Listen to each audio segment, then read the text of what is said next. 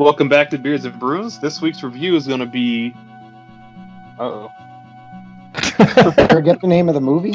The Wicker Man from 1973. So unfortunately, not a single bee was hurt during this movie. The bees! They're in my eyes! Nah. Well, I'm glad this is the original. This is the first time I'd ever seen it, and I actually kind of liked it. I've never seen the remake with Nicolas Cage, so, the only thing at all that I know about it is, one, it's bad, two, there are evidently bees, but I think we can all agree that this is probably much better. After seeing this one, it's the polar opposite. Like, watching the remake with Nick Cage, you're just like, man, this guy's an asshole. Yeah, this cop is actually trying to do something. Nick Cage is just like, I'm a fucking cop, and fuck all of y'all. Yeah, he's just banging his gun on the counter, shouting at women. Yeah, in this movie, he bangs that ashtray on the counter, but that's just to get everyone's attention in a crowded room. Nick Cage is doing it just to be a dick. He's just slamming his badge and staring at a lady face to face while she's trying to respectfully talk to him.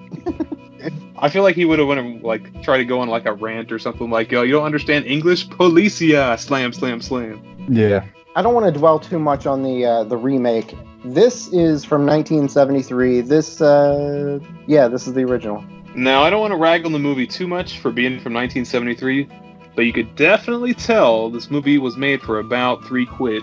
Oh, man. And it all went to Christopher Lee. And his hair looked like fucking Rick Sanchez. He did it for the fucking shits and giggles. Christopher Lee is nothing but just chuckles this entire movie. He's never once not smiling. He's just like, fuck it, man. I'm having a good time. That's true. Yeah. It's very true. The lead character will tell him something very stern and Christian. Christopher Lee's just like, so what the fuck ever. I'm Dracula. Get out of here.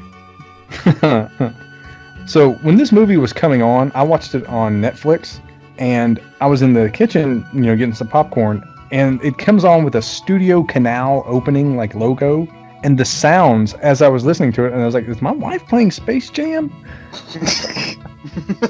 That would have been a great review, me and Chandler going on about this whole pagan nonsense, and you're like, so Bugs fucking Bunny, right? Bill Murray's there!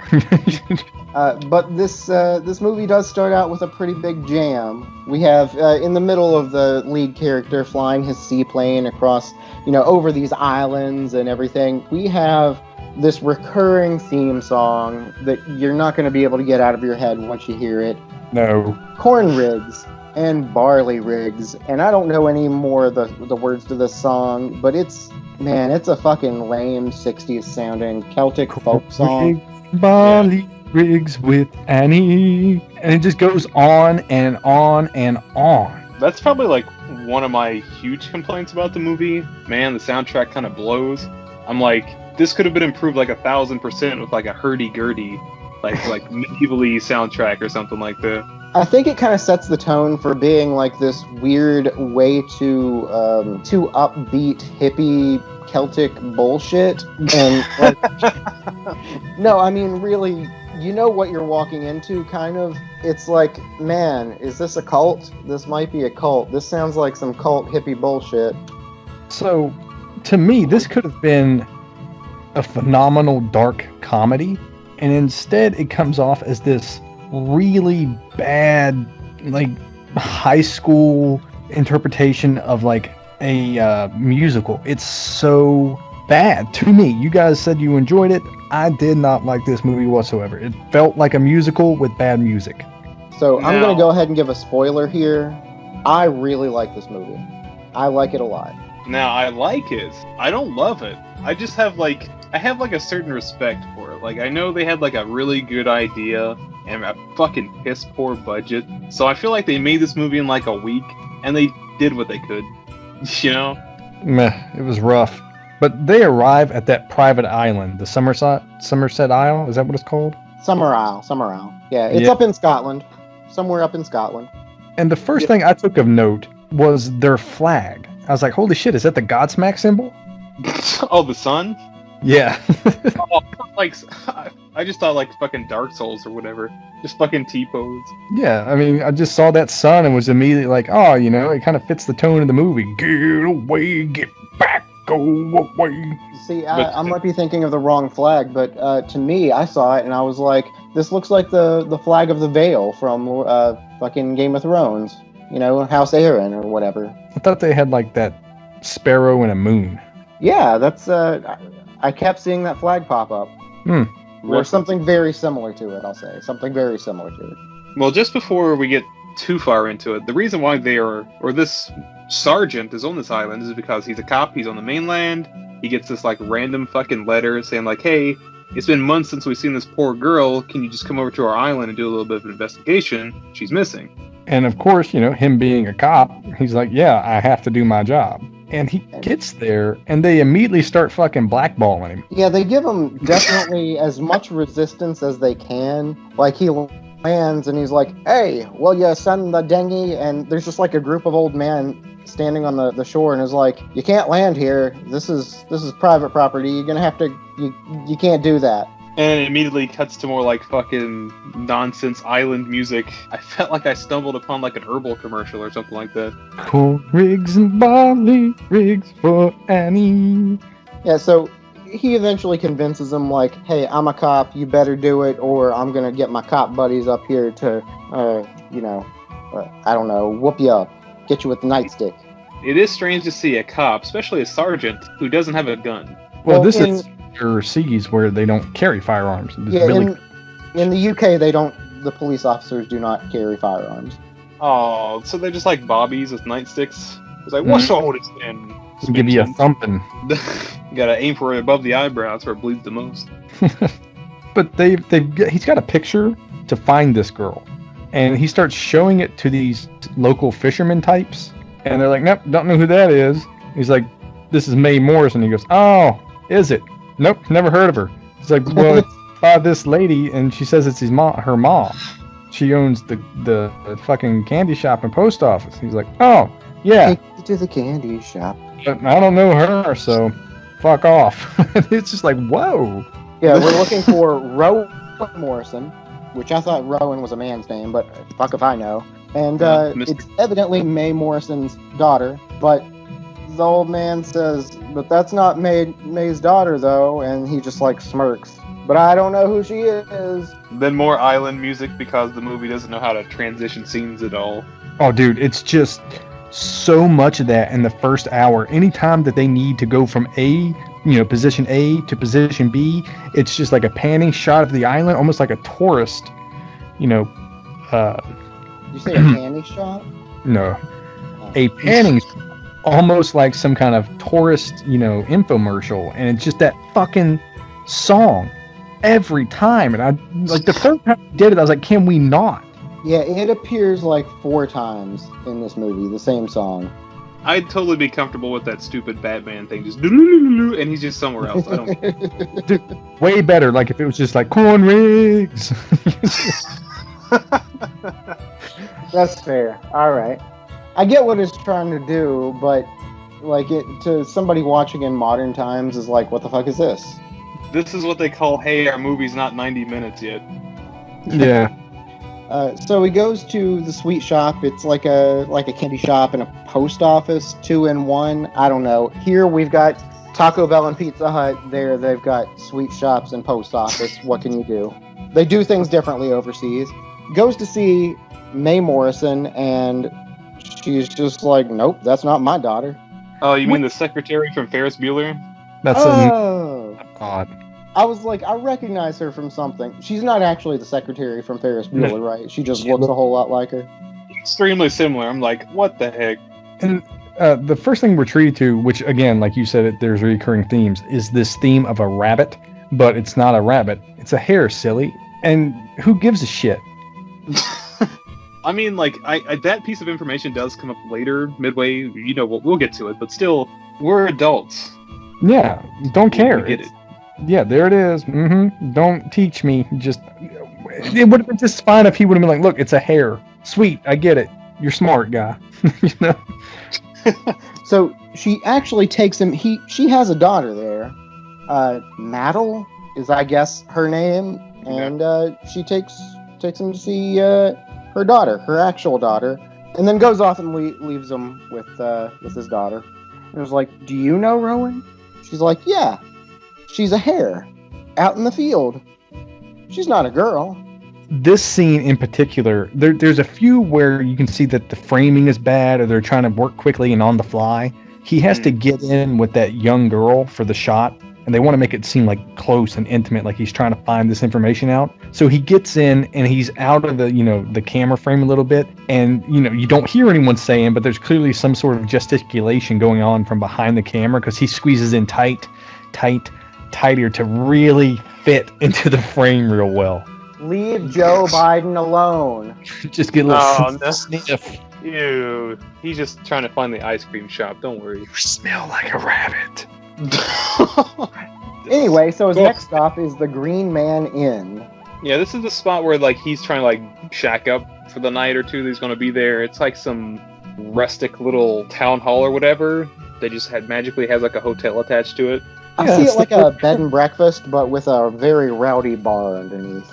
That's your classic Dungeons and Dragons tavern. Like you go in, with some drinking, there's some rooms. But this, to me, as he walks up, it's got that big sign out front that says Green Man Inn. It looks like a giant round pot leaf. I was like, what the fuck is this? A dispensary? Nice. Well, I mean, you get an idea of who lives on the island, not just from the music. There's just some fucking suspicious. Everybody's suspicious here for whatever reason. Fucking they're white people. ugly. They are all fucking ugly. So many ugly people crammed in the room. Okay, you've got two specific types of people that live here. You have young women and old men. You don't see anybody else aside from that one older lady who has a daughter. Everybody else is like an old fucking sailor man or a budding 18-year-old girl. Yeah, and it's fucking gross because you have that attractive barkeep's daughter, and they immediately just have some fucking song about her and how it's just so great to fuck her. Yeah, that was real weird. It's like a sea shanty about the landlord's daughter, and they are aggressively singing it at him.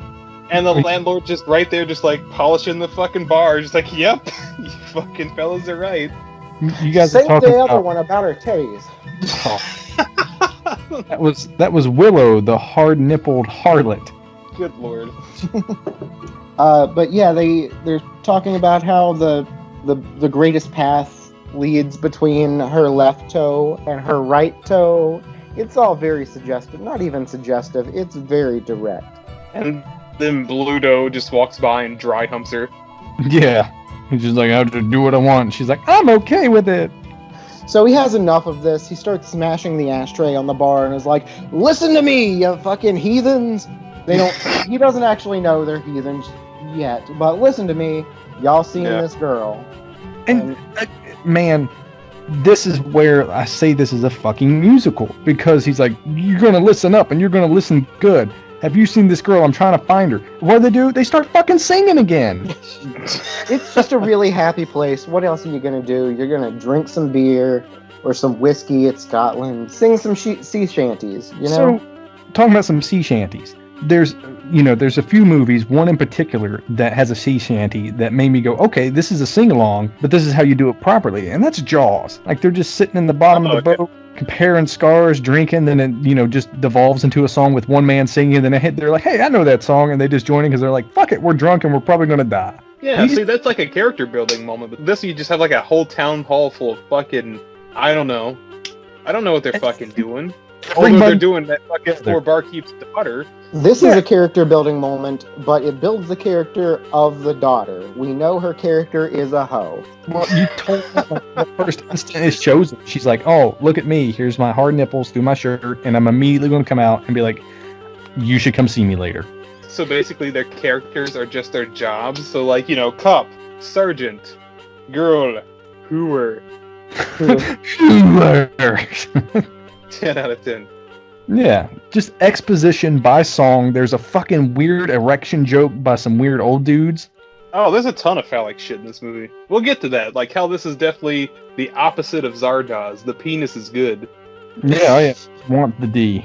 But the sergeant, he's had enough of this shit. He's like, that's it. I'm gonna go get my stuff, and we're coming back. And what's happening on the front lawn, guys? Fucking.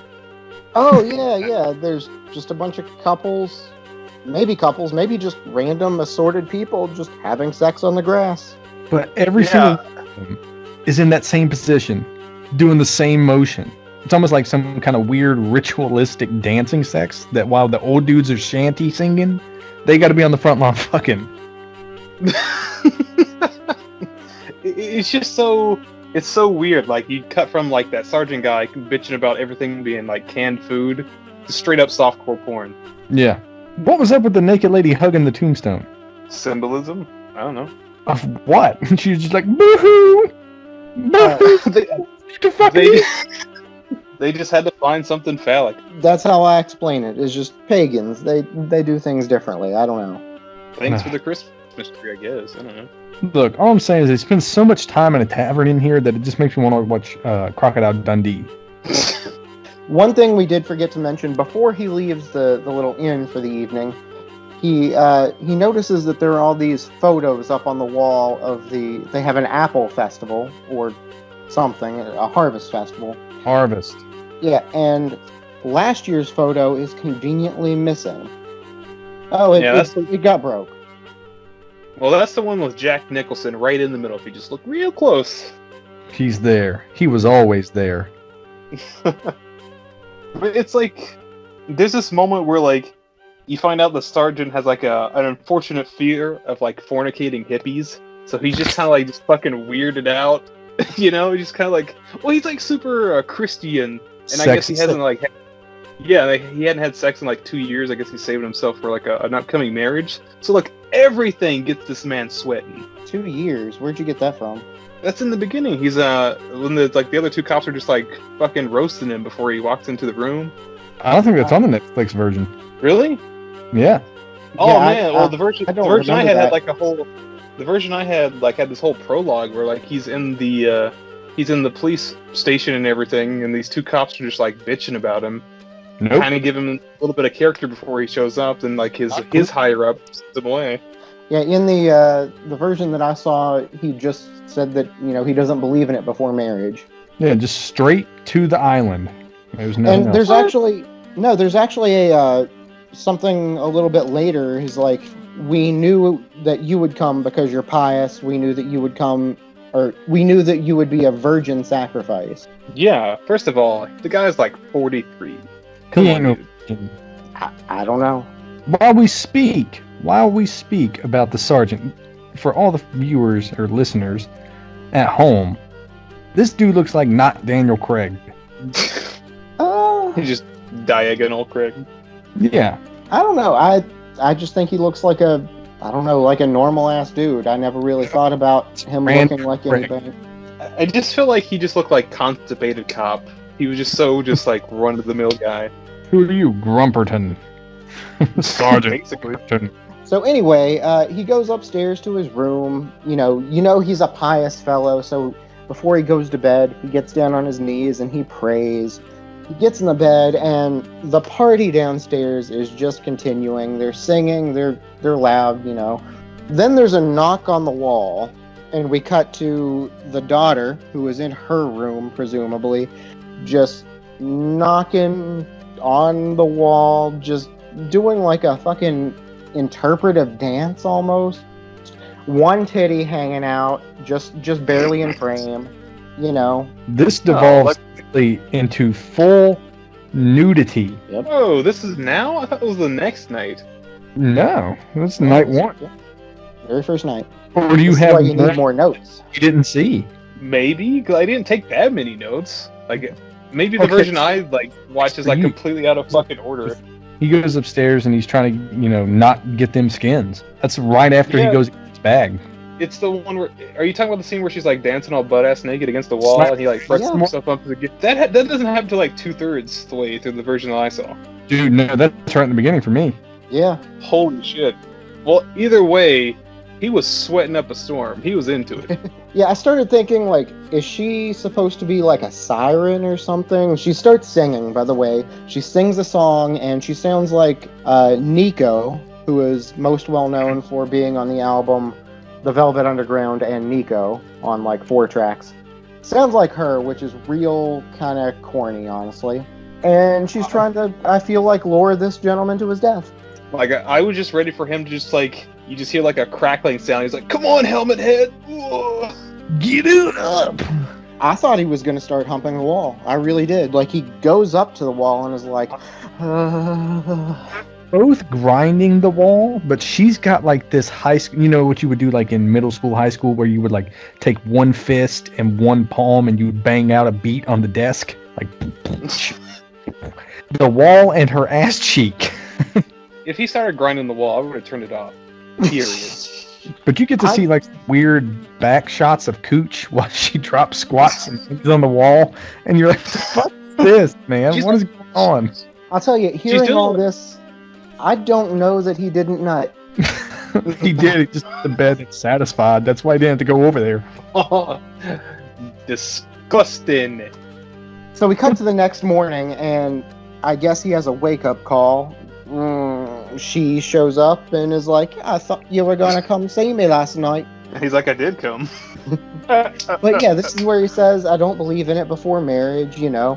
It's nothing against you, but I'm a pious gentleman. He fucking boogies out of there, and the next thing he's greeted with is corn rigs and barley rigs and corn rigs and a maypole.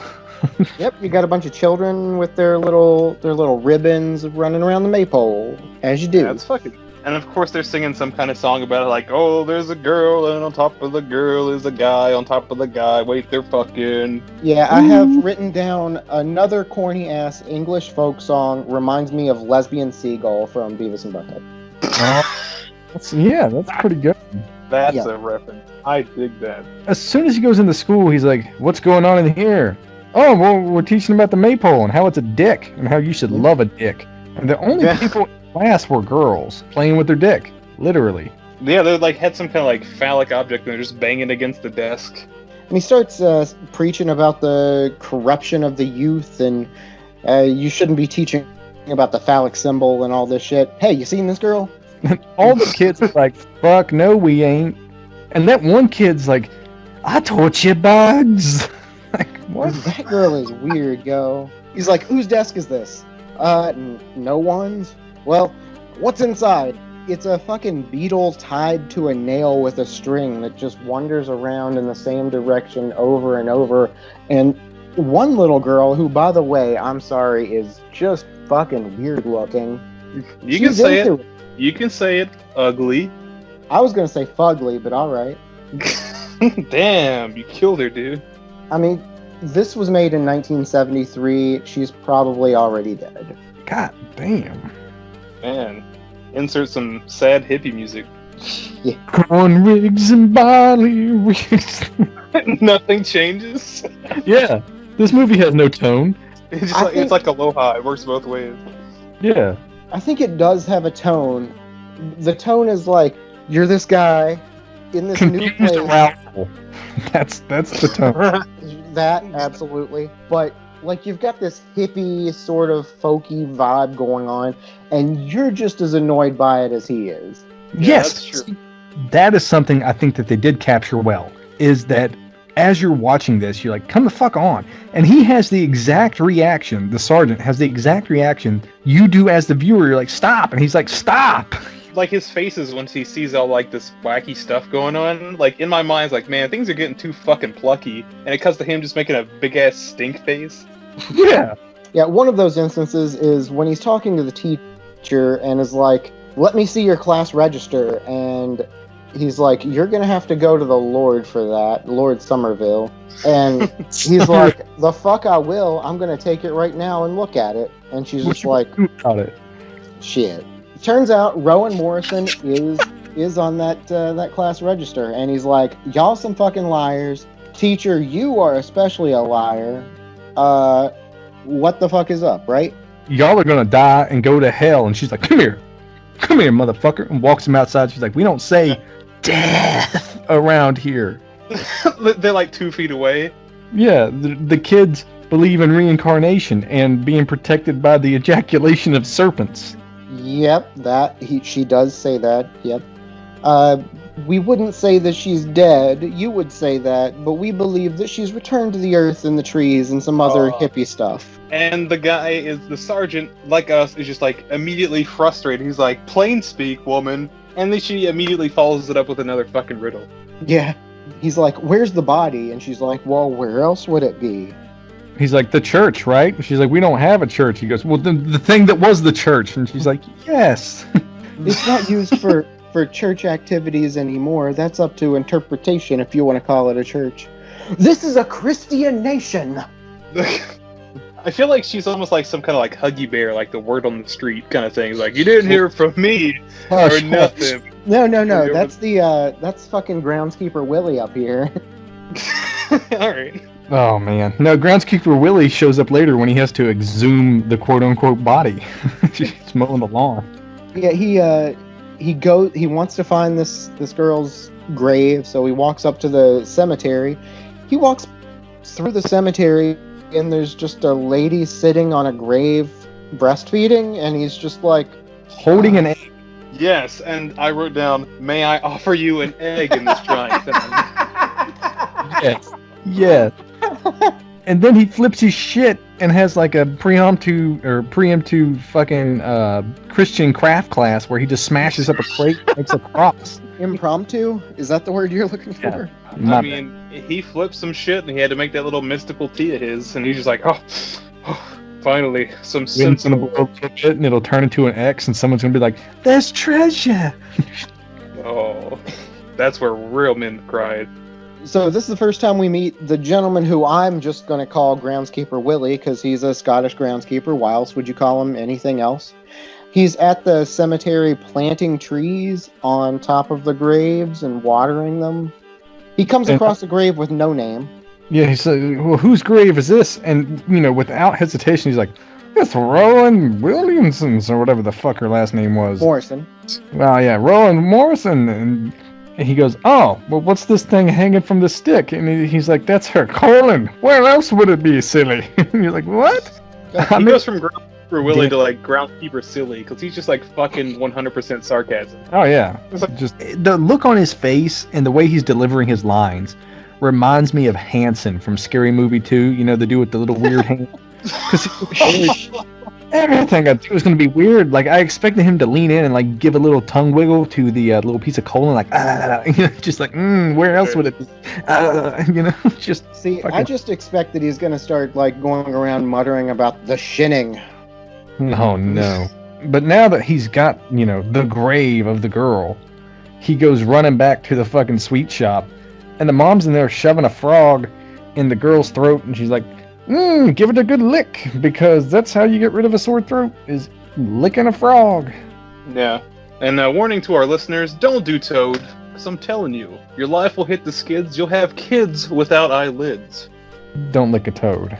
Whenever he's there, and they're having that discussion, she's like, oh, that's not my daughter, hee hee hee. And he's like, that's it. Where are the fucking registries for death and marriages and the like?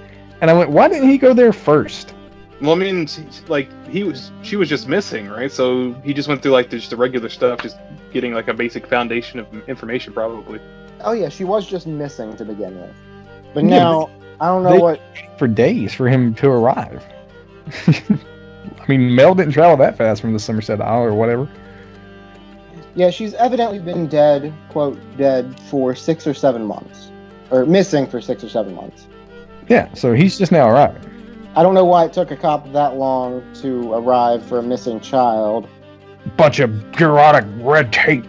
That your Jesse Ventura voice? Is he the governor of Minnesota? Yes. That doesn't have jurisdiction in Scotland. I'm just glad we all have a Ventura voice, though. But you know what does have jurisdiction in Scotland? A jar of foreskins. I think there were at least 5 in there. You're not wrong. There were so many foreskins. At least 5 skin. There we go. There we go. And he's like, well, I'm going to exhume the body. And she goes, well, you're not allowed. You have to go talk to the fucking Lord of Summer Isle. And he's like, what? I'd be fucking damned if they don't play that fucking Corn Rigs and Barley Rigs song again. In between this, he goes to the photographer. I guess there's just a town photographer to try and find a copy of the Apple Festival from last year, and he's like, nope, I don't have it. Well, was it her in the photograph? I don't know. Like, I don't know nothing. You ain't got nothing. Have a good day, sir. No body, no case. No body, no case. Just keep marching down the street. If the glove doesn't fit, you must have quit. And, so then we get to quick fast travel to meet the Lord of Summer Isle, Mr. Christopher Lee himself. Yes. And boy, every moment he's on screen, I'm having a good time too. Okay. On the way to this, by the way, you're passing through, like, you're in Scotland, and you're passing through all these, like, lush, like, very pretty, very vividly colored gardens, all of these flowers, and you're thinking, like, at least I'm thinking, like, is this filmed in Scotland? Those shouldn't be there. No veranda's complete without their own little Stonehenge either, so whatever. Yeah. Gotta have the naked kids dancing around outside the window. Sunshine. Super young Christopher Lee is like, don't the kids make you happy? And I was like, come on. Like, it's fucking creepy, man. Like, it's not scary. It's not interesting. I'm just weirded out by it. Quit. Okay, I think I figured out something watching this again. I think this gets improperly labeled a horror movie because of, like, the last 10 minutes. This is not a horror movie. This is a mystery film. But there's Yes. even without the mystery, I felt like I knew what was up. You know what I mean? Like, even though I had seen the remake, watching this, you get the vibe almost immediately that something weird and it's a setup. Because as soon as they're fucking him around, I'm like, they're setting him up. Sure, like, there's a setup for sure, but there's still a twist. Like, you know what the setup is. We'll get there. But that was no. Let's stay on there for a second. That was the most frustrating part about this movie because, like, remake aside, like, there is something way fucky going on, and he's just still trying to play like, oh, I'm a constable. I have to do my job. I'm like, dude, you can, like, strategically panic and go get some help, you know? Like, what do? You just fly back to the mainland, and is like, nope, she's not there. No, like, you go there, hey, they are being completely, disregarding of the law. Yeah, they have zero regard for what I'm asking of them. They're obstructing me in my work at every turn. I don't feel safe because I am on an island full of fucking deranged people by myself. Now, at this point, I wouldn't call them deranged. I would call them, they're like... Dude, if I like saw a jar of foreskins, I'd be like, all right, I'm out. Well, I mean, those foreskins might have some use. Who knows? Oh, maybe you could what? make some. Maybe you could make some foreskin tea or something. It's good for I don't know. Oh, no, that's what the tea bags are for. Ink. Up to this point, I'm giving them the benefit of the doubt. Okay, They're just a bunch of hippies. Up to this point. So, he's talking to Christopher Lee. He's like, this is murder. And he goes, nuh-uh. We don't murder here. We're a deeply religious people. Basically saying, yeah, shh, we don't use that M word around here. But Wink. everything they have been leading him to believe is that they murdered this little girl in a weird ritual. And it's not a spoiler. That kind of thing just happens. They tell you that. And at that point, goodbye. Yeah, he's also talking during all this. He's talking about how his grandfather came there and settled the island. Something about the climate or whatever. He wanted to plant some plants that would grow specifically well there, apples and flowers and shit. Reproduction without sex, and he's doing a lot of weird talking. Yeah, you get the sense like he's into some kind of fucking Irish voodoo or some nonsense. Like, Scottish, this whole thing is don't just like... bring my people into this. Scottish. There's also a discussion about how, the Immaculate Conception of Christ could be compared to getting pregnant by fire over some acne-scarred artisan. Yeah, he's like, pregnant by the constable is talking about, you've got fake biology, there's fake religion. Have you never heard of Jesus Christ, my God?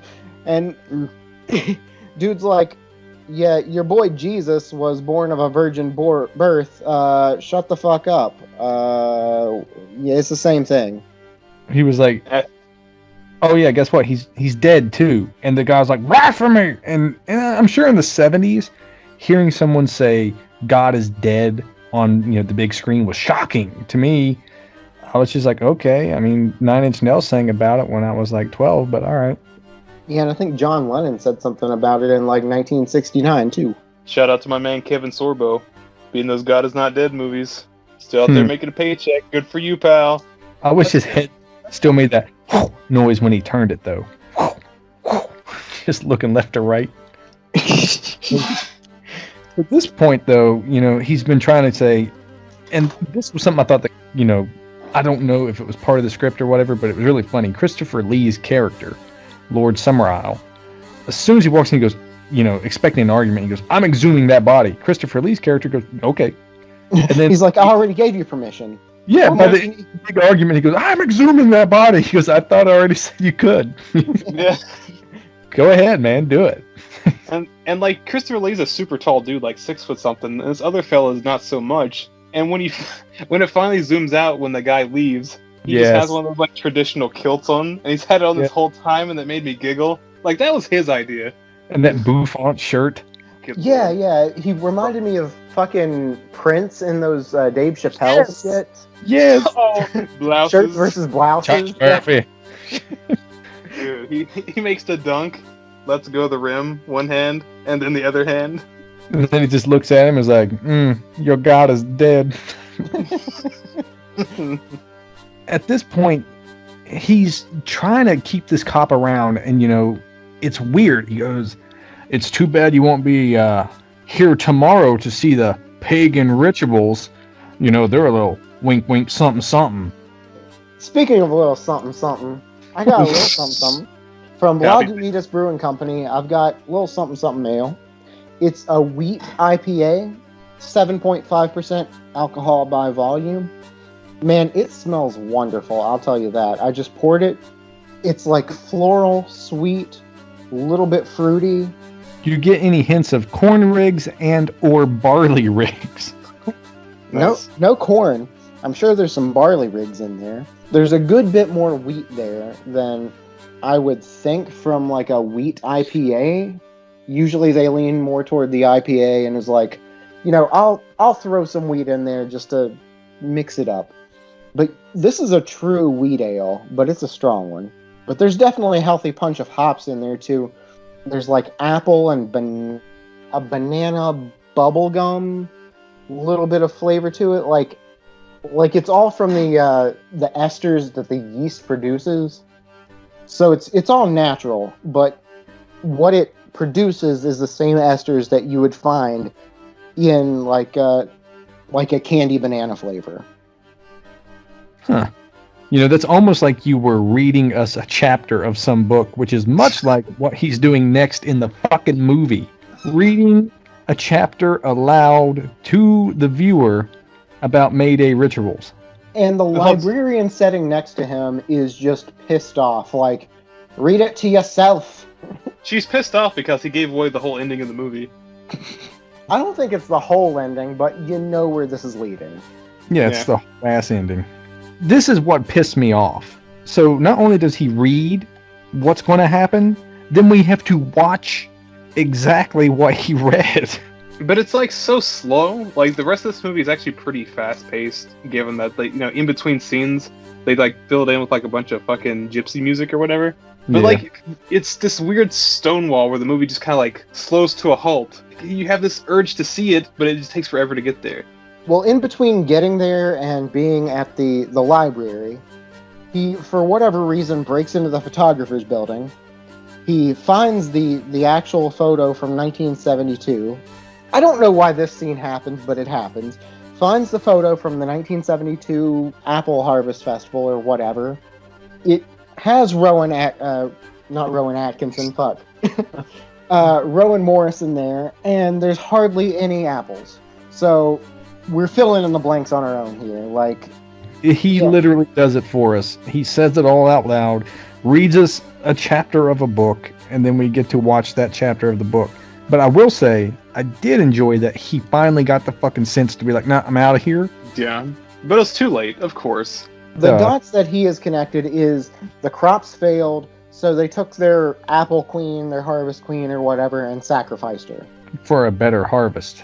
That's the dots that he has connected. And then, as he's trying to leave, the fantastic Mr. Fox and his friends lean up over a fence to try to watch him leave. All Yeah. I could think of was the fantastic Mr. Fox. Really? Because I got like Yeah. this weird, like, I got like a weird Donnie Darko thing. It's just all those fucking masks. What are you Just, doing in that stupid like- bunny suit? Yeah. The kind of fun thing about this is he somehow grows the fucking balls. Just go around and just fucking break into people's houses. Yeah, he he's- doesn't have a warrant at all. I don't know how things are different in Scotland or the UK versus the United States, but he has no warrants. He has processed no paperwork on this. He just starts going into people's houses and looking at titties. Yeah, he does. Yeah, that one. Did you like how he busts in the door and she's in the tub and she's like, "Wait, no, look," and then he just kind of goes, like, he good, lingers. gotta go. Yeah. Yeah, He's just like, I don't know. nice tip, bitch, and then runs off. What's he fucking? What's his name? Scary Terry. Yeah, Oh, man.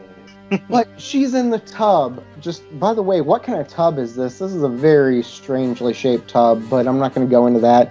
I want to call it a full body ladle. yes. Yeah.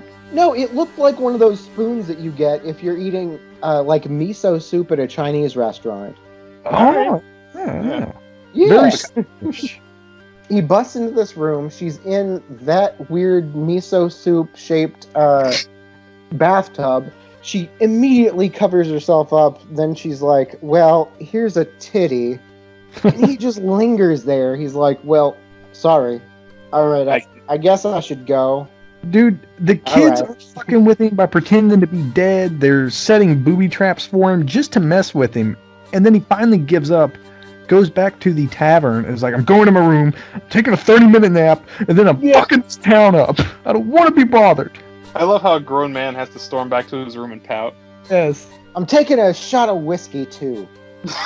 For a sec, he's like, I'm going to my room, I'm taking a shite. Don't bother me. But he goes in there, he's taking his nap, and he left his door open. And at first, I was like, why would he leave the door open? That's a terrible idea. Someone could sneak in. And then guess what happens? Someone sneaks in and puts a fucking hand candle next to his bed. Yeah, what Yeah, but- what was that called? The Hand of Glory or something? It's The a fist. hand. It's a hand candle, so it's the handle, and it makes no Mhm. fucking. It's going Well- to make him sleep for days. Yeah, evidently there's something in there that is going to knock him out. And he's like, this is from the innkeeper, and the innkeeper's daughter are, I guess, in cahoots to try to just knock this fella out. So they use the Hand of Glory. I don't know what's in this thing. Something that's going to knock him out maybe for days. And they light it on fire next to his bed. And he I mean- immediately goes over, sees it, and goes, no, fuck that. Kicks it. He's like, no. Because they're idiots and they think a grown man's gonna immediately fall asleep as soon as he hits the bed. He'd been there for a minute. Yeah, and then they're talking about it loudly in the hallway while he listens. Tee hee, let's go get him. You're right, Pops. Dum-de-dum-de-dum. Puts it on But- the table. Realistically, though, don't you think that this was part of the plan? Supposedly, that gotta was the... Get Yeah. him out there somehow, right? That's the one thing that's kind of iffy when it comes to plot wise, because they counted on him to sneak in that guy's room and knock that guy out. Even though until then he was 100% cop, like by the book. Yeah, but with the hand to lure him back out there, he even said he was going back out. He just needed a break. He needed a minute for himself, and then he was gonna go fuck their shit up. Mm. And then they're like, "No, we're gonna booby trap you," and he's like, "Nope, I'm gonna go knock your dad out and dress up like Punch." Yeah, this was the innkeeper was supposed to wear the costume of the fool, which we learned earlier when he was back at the library, speaking very loudly to the librarian. The fool was a privileged simpleton who was supposed to live as king for the day. That's the costume that he's wearing now. He knocks the innkeeper out, and he puts on the costume of the fool. Hitman style, I dig it. Yeah, and no one's the wiser. The back of his head looks nothing like this character, yet no one catches on that this dude who has been playing the role of Punch for years upon years upon years is like not doing his role properly. I don't know that he's been playing that role for years. I figured that they like rotated roles every once in a while. They talk about letting his costume out. I just didn't, think it was important. I don't know. In my head, I always just assumed like maybe it's more of like a democratic thing. Like, all right, this year, McGrady, he's gonna get the full costume, and then this guy over here, he gets a fox. This lady, she gets to be a hare. And all of these other things. Well, if you're not the important people of the ritual, it's probably like you can do whatever the fuck you want. But if you're one of the fool or the dragon snapper guy that's putting his dress over kids and looking completely uninterested. You mean Hodor? Yeah, Hodor. Hodor, yeah. Well, Hodor's dressed up like a big fucking dick dragon, so good luck with that one. Yeah, but he gets a lot of people to go down on him. Wink. I don't know. That seems like the funnest role on the whole thing. You're just this like jangly dragon thing in this parade or whatever it is. You're wearing this costume that you just get to like fucking eat people with, like a hungry hippo or something. Yeah, he's even pulling the little thing, so it's like snap, snap. And this was, something that made me really just get confused. He's like, "You call that dancing? Cut some capers, man!" And he just starts hitting people with the little bladder on the end of his stick. And I was like, that's not dancing, you're assaulting people. See, right there we glossed over the fact that Christopher Lee goes from regular man to Gandalf the Man. I said he smashed the ring.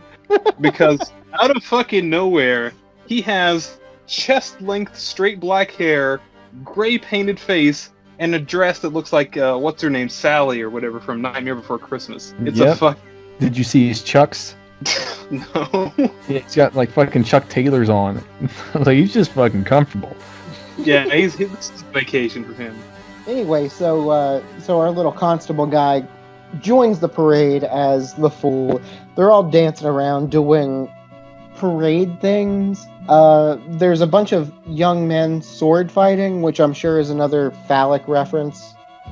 I mean, I'm just going to relate every question towards that. Why? Because dicks. That's the answer. Dicks or... Nope, it's just dicks. So he goes along with this whole charade until they get him down on the beach. And they're talking about the sacrifice. And there it is. The girl that he's been searching for. She's standing there. There she is, fucking rowing.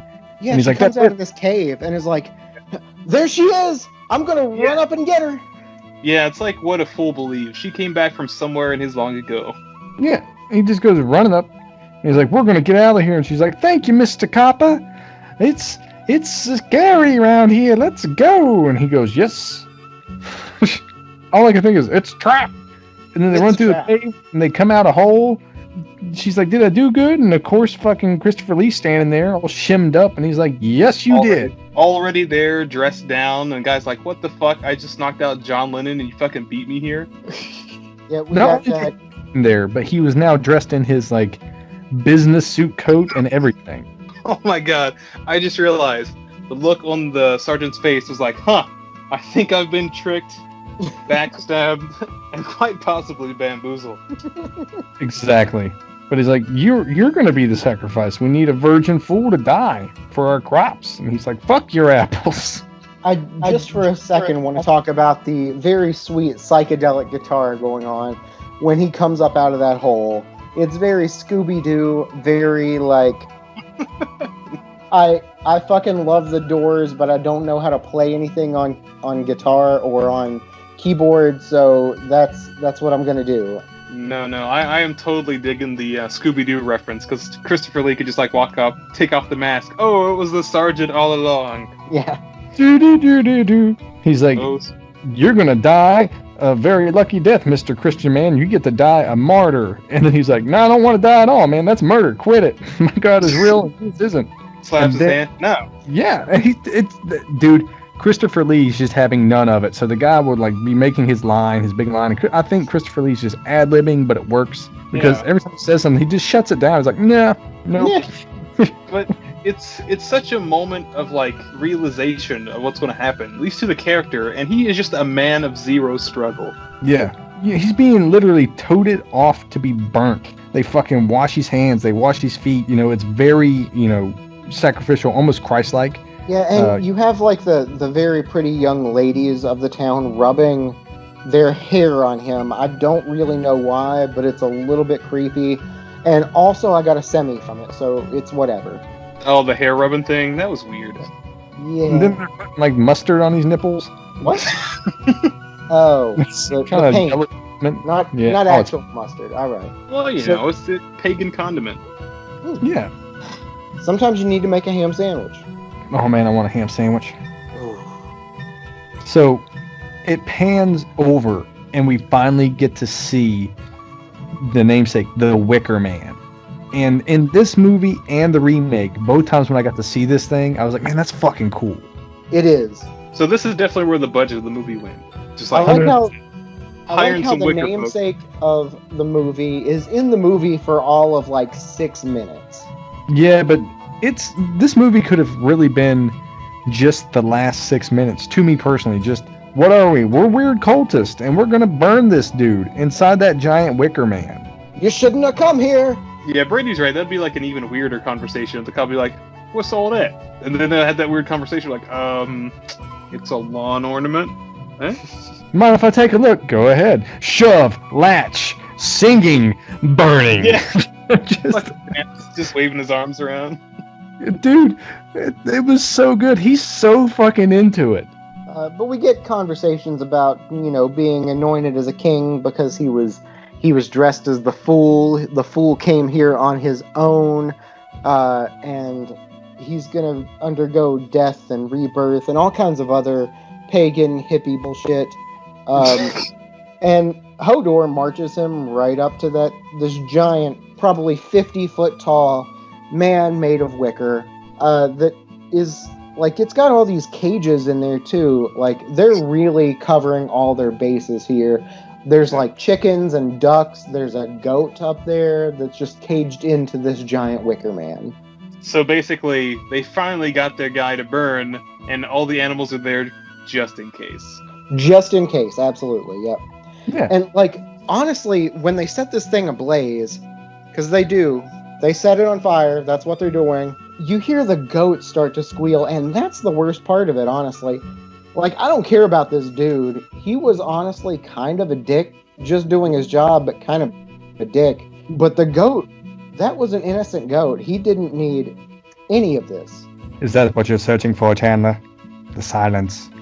The silence of the lambs. I can smell your cunt. But yes, and they burn him up, and they're just arms swinging happy about it, and it's a really weird ending for a movie.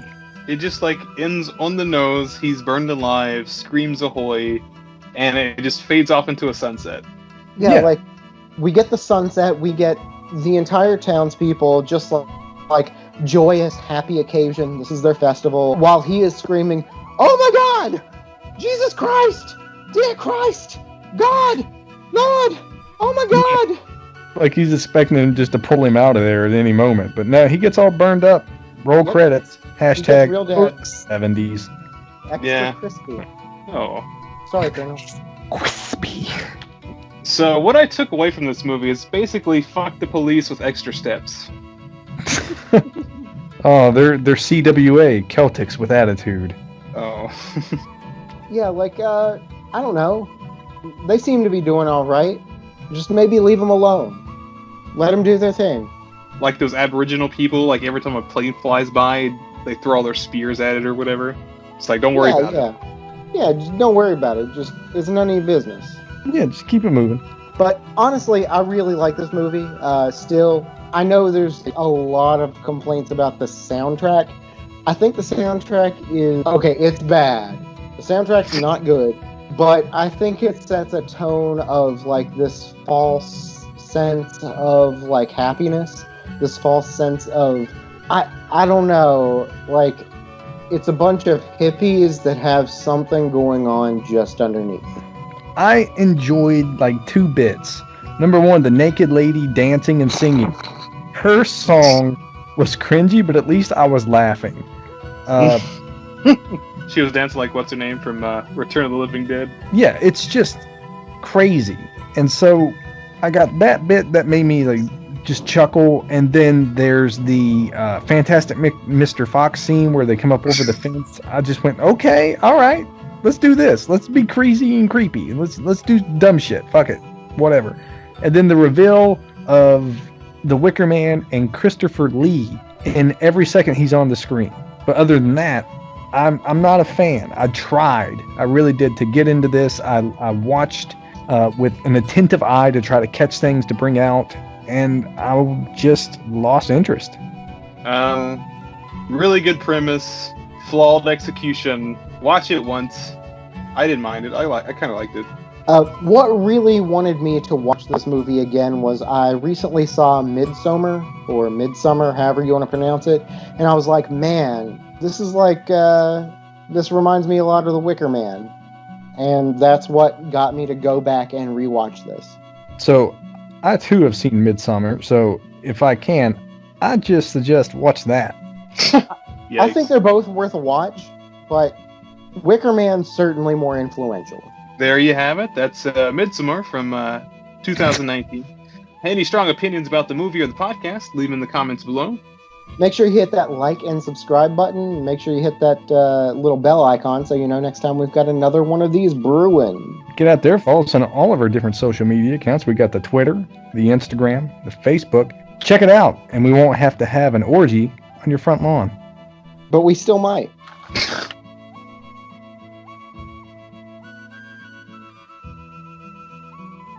Oh my god, I have to piss again.